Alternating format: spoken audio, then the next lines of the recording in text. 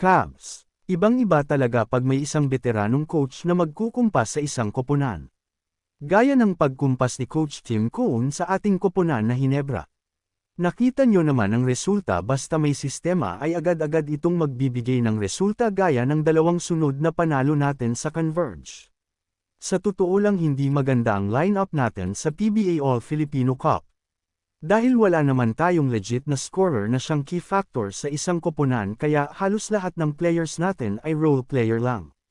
Pero dahil sa pagsunod nila sa sistema ni Coach Tim Cone ay nakamit natin ng semifinal slot at naniniwala ako na kaya din nilang talunin ang Beermen dahil meron na tayong teamwork na siyang importante sa semifinals.